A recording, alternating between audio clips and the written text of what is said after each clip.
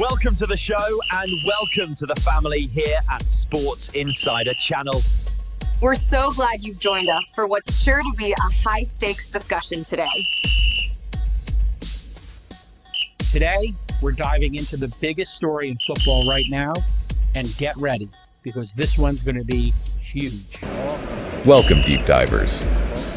You can feel it, can't you? That buzz, that feeling the football season's really properly kicking off. We're talking the proverbial curtain raiser. Absolutely. And today, we're diving deep into the Community Shield. It's Crystal Palace taking on Liverpool. Yeah, and our job, using the info you've shared, is to unpack it all, right?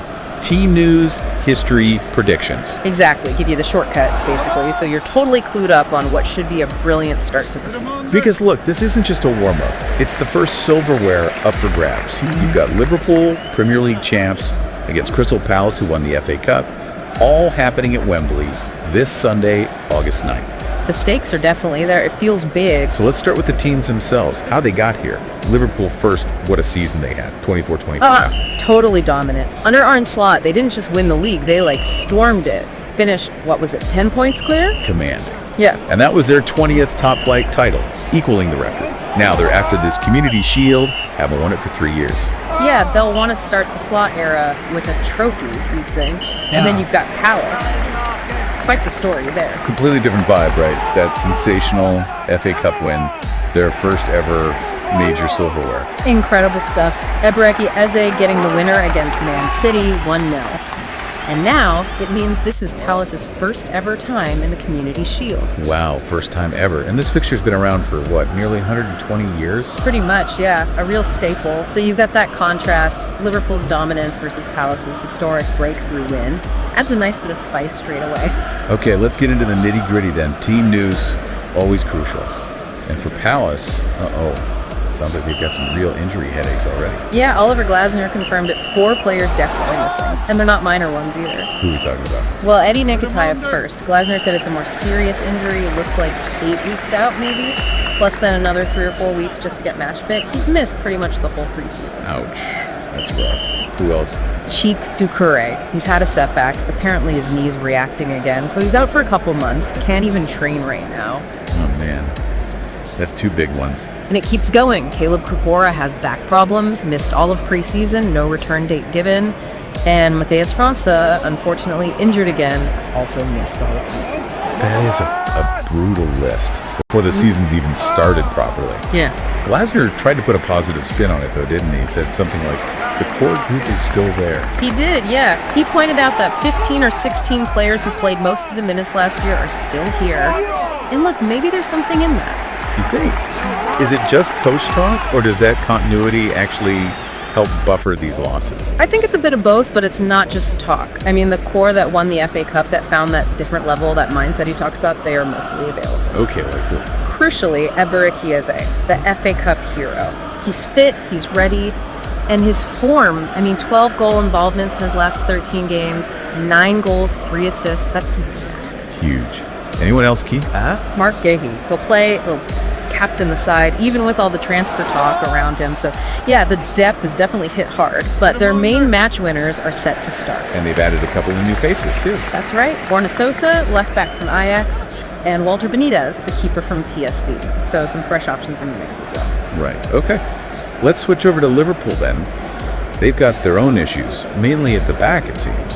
Yeah, a couple of defenders missing. Joe Gomez has a minor Achilles thing. Missed the Far East trip and the Bilbao games. Should be back soon, but likely not for this one. And Connor Bradley. He missed the Bilbao games too. It sounds like he's a doubt, not just for the Shield, but maybe for the Bournemouth game next week as well. So not as bad as Palace's list, maybe, but still, losing 2 defenders isn't ideal. No, definitely not. But the good news for Liverpool is he's coming back. All right. Key returns. Very key. Alisson Becker's back in training after being away for personal reasons. He's expected to start, which is, massive for them. Absolutely. And the captain. Virgil van Dijk, yep. Sat out a bit with illness, but he's back training too, expected to start. So while they might be missing a couple, their main pillars at the back are there. Okay, what about midfield? McAllister. He's in contention, but Slot said he's not ready for 90 minutes yet. Remember, he was out for 2 months? Only trained for about a week, played maybe 30, 45 minutes in a friendly.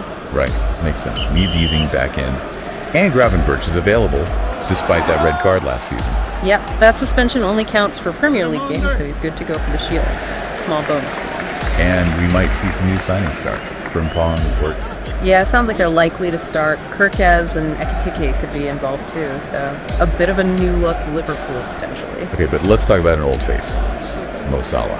Absolutely electric last season, right? Yeah. Like 57 goal involvements in 52 games. Just ridiculous number. Unbelievable. Yeah. But get this stat. He hasn't had a single goal or assist in his last 7 games at Wembley since October 2017. Wow. That's genuinely surprising for someone like him, 7 games. 7 games at the National Stadium, 0 goal involvements for Salah. It's more than just a weird stat, isn't it? It feels like a proper Wembley mystery. It really does. Is it like a psychological thing? Does the big occasion there get to him somehow, or do teams just manage to lock him down better at Wembley? Maybe it's the type of games. Cup finals, big semis. Teams defend differently. Could be. It's the kind of thing Arne Slot will definitely be aware of. Because if Salah isn't clicking at Wembley, that changes how Liverpool attack, doesn't it? It's pressure on others. Yeah, absolutely. And that leads us nicely into history and what it might tell us. There's a really interesting trend with the Community Shield itself. Go on. Apparently, the FA Cup holder has won 7 of the last 9 times when they played the league winners. 7 out of 9. That's actually quite strong. It is. Yeah. Okay, Man City beat Nanochid last year, so it's not foolproof. Yeah. But still, 7 out of 9 leans towards Palace here, based on recent history. Huh. Interesting. But then there's the flip side for Palace, isn't there? The debutante curse, sort of. Exactly. Their first time here. History suggests that doesn't bode well. None of the last 4 teams playing in the Shield for the first time have actually won it. None of the last 4. Okay. That counters the cup winner trend quite nicely. And guess who 2 of those losing debutantes lost to? Let me guess. Liverpool. Bingo. Southampton in 76, Wimbledon in 88. Both lost to Liverpool on their Shield debut. Right. And Liverpool's own record when they come in as champions. It's not exactly stellar either, is it? No.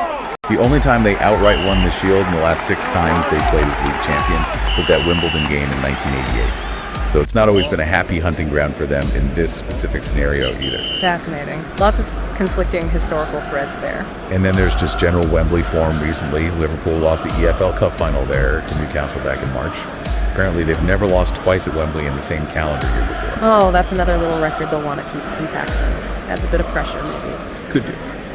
Palace, meanwhile, actually have a decent Wembley record as a neutral venue. Won 4 out of 6 matches there since it reopened in 2007. Okay, so maybe the specific Shield debutante thing is less worrying if they just generally feel comfortable playing at Wembley? Possibly. And get this, it's the first time these two have ever met at Wembley. Ever. Wow, okay, another first. Head-to-head overall, though, it's pretty one-sided recently. Palace have only won 1 of the last 16 meetings against Liverpool in all competitions. Just 1 in 16. That's a not great reading for Palace fans. When was that win? It was that 1-0 win at Anfield back in April 2024. Last season in the league, Liverpool won 1-0 at Selhurst Park, and then it was a 1-1 draw at Anfield on the final day. Right, so Liverpool definitely have the historical edge in recent meetings, even if Palace got that win last April. So, putting all that history, form, team news, putting it all in the blender, what does the famous Opta supercomputer reckon? Okay, let's see. The numbers lean towards Liverpool, as you might expect. It gives them a 54.9% chance of winning inside the 90 minutes. 55%, basically. So favorites. Clear favorites, yeah. Crystal Palace winning in 90 minutes comes out at 22.5%. And the draw, leading penalties. That's rated at 22.7%. So almost exactly the same probability as a Palace win in normal time. Okay, so Liverpool are favorites, but there's still, 45% chance it doesn't end with a Liverpool win in 90 minutes? Plenty of scope for drama. Absolutely. It suggests Liverpool should win, but it's far from guaranteed. Palace definitely have a shot, according to the simulations. Right, so wrapping this all up for you listening, what does it all mean for Sunday? You've got these, clashing stories, haven't you? Yeah, totally. Liverpool, new manager, want that first trophy, want to avoid losing at Wembley again this year. Versus Palace, historic debut. Desperate to make a statement, but battling those really quite significant injuries. And just to recap the key bits, the injuries are a factor, especially for Palace, but Eze and Guehi being fit is massive for them. History throws up mixed signals, good for cup winners, bad for debutantes. And the supercomputer says Liverpool, but, leaves the door open for Palace or penalties. Which leaves us with that big question for you to think about while you're watching on Sunday. Is this just a glorified, friendly, a nice day out before the real stuff starts? Or is it actually a proper statement of intent? Does winning or losing this genuinely set the tone, the psychological momentum for the whole Premier League season ahead for these two clubs? Yeah, what does it really mean? Something to ponder as the curtain goes up. It should be fascinating.